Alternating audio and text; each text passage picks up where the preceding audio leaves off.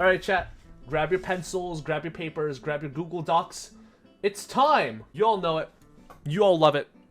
It's time for today's Smarter with Stevie top 10 structure decks of all time. I did a lot of thinking. I did a lot of analysis to what I thought were the best structure decks of all time. And after I got bored an hour and a half in, I came up with this list. Let's get started. Number 10. Hero Strike. I'm pretty sure Stratos is actually banned during this time. Hero structure was pretty good. As much slander as Hero gets, the Hero structure honestly did go pretty hard. You got Mask Change 2, Shadow Mist, and Dark Law. Those were exclusives within the Hero structure deck, and it allowed for a lot of goofy stuff to happen. It allowed you to splash Hero, and it gave Pure Hero a much better avenue to basically find their hero monsters as well as go into their masked heroes. It also has some pretty good reprints. Pot of Duality and Hero Blast were really necessary. I'm gonna be honest, it's mainly just Dark Law. Dark Law honestly just goes hard. These cards honestly made up the backbone for Hero's win cons and splashes to this day. But why is this only number 10? Chat, let's be honest. What the fuck does Hero even do? Like, tell me, what does Hero do? It doesn't have the longevity that a lot of the other structure decks on this list necessarily have. The Hero structure was basically just, yes, I will make a Dark Law and sometimes a Plasma. Now, if DP was in the structure deck, then that shit would go hard. Number 9, Machina Mayhem. Gear Frame's kind of busted. Machina Mayhem was actually pretty fucking gaming. Machina Fortress was an amazing search off of Gear Frame. Gear Frame was literally just Stratos, and Peacekeeper was a Mystic Tomato for the archetype. It also had Scrap Recycler, which we all know how good that card turned out to be later on, once Orcus and Spiral became decks. For reprints, it also had gadgets, it had Cyber Valley, and it also had D-Prison, which is the first time you saw it outside of it being a World's DS promo, which is actually like really important. The structure honestly carried them to be just an extremely relevant deck for a good chunk of very early Yu-Gi-Oh! And especially in Edison format. And a lot of these cards, again, Machina Fortress, Gear Frame, and arguably Peacekeeper if you want to cope, more or less form the backbone of current Machina builds today. Number 8, Order of the Spellcasters. Pretty good structure deck. It's like the DDD structure, you know, if it actually came out on time when you think about it. Basically, every single Endymion card was good. I'm pretty sure there wasn't a single new Endymion card that came out in the structure deck that you didn't play at 3. It was actually like cracked. Additionally, the Droll reprint was insanely good. This is the first time Droll got a reprint, I think ever, since like Star Strike Blast or the OTS 1-pack. This is the part in the list where we start hitting the...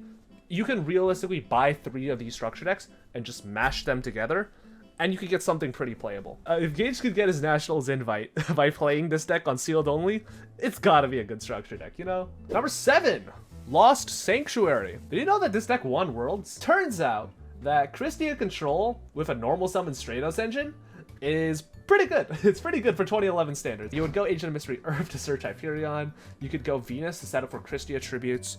It was honestly just Christia and Hyperion Turbo, but by 2011 standards, it was really good. It also had some really good reprints, such as Return from the Different Dimension, Torrential, Beckoning Light, and Solemn Judgment, all cards that have seen a ton of play within retro and current formats, actually. And who would have guessed that Chaos Sork and Vanities on Crack would make a good deck? Very pog. Number 6, All Showdown. This is where we start actually getting to like good decks that are still playable. Wendy, Ariel, App Cologne, extremely powerful cards. Wendy, again, free fucking special, broken. Ariel, DD Crow on drugs, broken. App Cologne, Stratos, on drugs, broken. I don't think I really need to explain how fucking pushed this structure deck was. It also had a ton of reprints. Super Poly, Allure of Darkness, Twin Twisters, Pot of Avarice actually got a reprint. The structure deck honestly just provided the foundation for Shadal piles, Nadir, Servant, Dogmatica piles that we have today, and honestly was just an amazing deck by itself. Like, you could play pure Shadal or Shadal Invoked, and both decks would be absolutely incredible. This deck's a bit lower on the list because Shadal's sort of fallen out of meta, but this deck definitely had run its course throughout the format. Number 5, Seto Kaiba 2016 ABC. What made this so good? Turns out, these cards were actually not once per turn. I didn't know that until I lost to it at a regional one time. Even by 2016 standards, ABC monsters were absolutely insane. It was not even a joke. A floats, B floats, C extension, absolutely crazy. As well as ABC Dragon Buster itself, just being an amazing card within itself. It was also a really good budget option for people trying to play in a pretty expensive format. I think at the time ABC was relevant, it was Lightsworn format, where people were playing like Minerva. This is like when Minerva was relevant, you know, the fucking prize card. And again, ABC has aged extremely well. It's arguably even gotten better just as a result of link summoning, etc. Therion's another great example. Like, just the Therion stuff is good. Just overall, ABC has been a very, very solid deck for a very, very long time. And although it's obviously nowhere as good, it's definitely hung on to life a lot longer than a lot of other archetypes. 4. Emperor of Darkness. I sure love Ida's Shane Stormforth. Maybe Thoughtseize the Monarch wasn't a good idea. The Monarch structure deck, again, it was basically just the ABC structure deck, except somehow better. Every vassal was insane. All of the huge monarchs that came out, Erebus and Ether mainly, were absolutely insane. The spell and trap support that they received, such as Domain, Pantheism, those were fucking broken. And the reprints, such as the Stormforth reprint, Monarchs Erupt, blah, blah, blah, blah, those are all fucking bananas. Everybody knew that as soon as the structure deck came out, like, holy shit, Monarch back, baby. It was one of the best decks during, like, Duelist Alliance format, Burning Abyss format, and afterwards, and it would have honestly had a lot more tops if it wasn't kneecapped by the ban list. Most of these are kind of just mishmashing into, they're all kind of on the same level, like very just minute things that makes them slightly better. Number 3, Albion Strike. Ash Blossom became $25 because of this card. Turns out that Shaddoll Fusion on drugs is a pretty good card. It literally could have just been branded Fusion plus like the extra deck dragons, and it would have been just as good. It had a ton of amazing support as well within the structure deck outside of, you know, Shaddoll Fusion on drugs. It had Courier, the fucking negate. It had Kit, the normal summon Stratos. It had Albion, Upstart Goblin with upside. It had branded Lost, which is fucking Magical Meltdown. And you had branded Sword, which was, if you really wanted to have something funny to send with Albion, sure, why not? It also had a lot of really good reprints, surprisingly. It had Extra, it had Dark Ruler No More, it had Called By, it had Valor, Brotar. There are a lot. It had a fucking Seyfert and the Chaos Dragons. Well, that shit bananas. It honestly catapulted Branded into a tier 1 spot in one of Yu-Gi-Oh's most high power and janky formats. Charlotte format was it was a really unique format in the sense where nothing was good, so people just played the most high rolly degenerate garbage. In the sense where people were playing, you know, like Eldritch 60 card piles. People were playing like Prank Kid Adventure. People were playing all sorts of garbage. And turns out that fucking Mirror Jade Pass is like good enough. Number 2, Soulburner. If you just mashed 3 structure decks, you just splooged. It was insane. This is arguably this is without a doubt the second best mash 3 and $15 to make a tier 1 meta deck. The problem with the Albaz one, you kind of needed Alivers, you kind of needed some other stuff. Salamangreat Great, you just needed Sunlight Wolf. It was just Sunlight Wolf that you needed. And Salamangreat Great honestly entered as a tier 1 deck during a pretty solved and discovered format. Like Thunder Dragon, Striker, and Orcus were all scrapping it out, and then Salad just comes along and takes up like 45% top cut representations. It's crazy. It also had a ton of amazing support that followed it in the form of just generic cyber support. Think of stuff like Access Code Talker, Signet Mining, tons of stuff like that. And it's still honestly pretty playable today.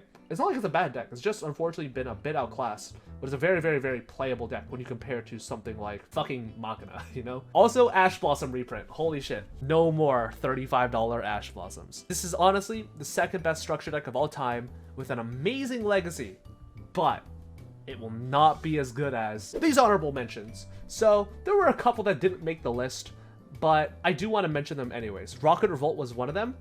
Rocket Tracer and Rocket Recharger were obviously amazing cards that made Dragon Link the absolute terror that we know it today. But one, Striker Dragon wasn't really in the structure deck. I don't even think Rocket... the field spell wasn't actually that good if you didn't have exactly Striker Dragon.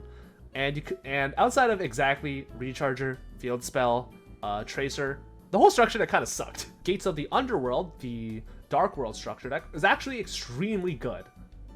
Kind of. It had a lot of stuff extremely pushed to be arguably the best deck of the format when it got dropped, but there were a lot of issues that the deck personally had.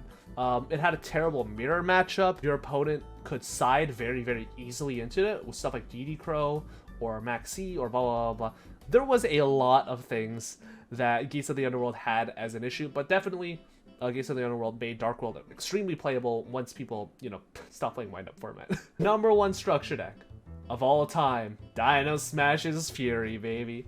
Oh boy, this structure deck has been legal for way too fucking long. Every time Dino gets an inch, they take a fucking mile. We kind of memed on it earlier, where you could, with like $50, you could maybe take 3 structure decks and kind of mash them together. You could put Pendulum together with $50. You could put Salamangreat together for $50.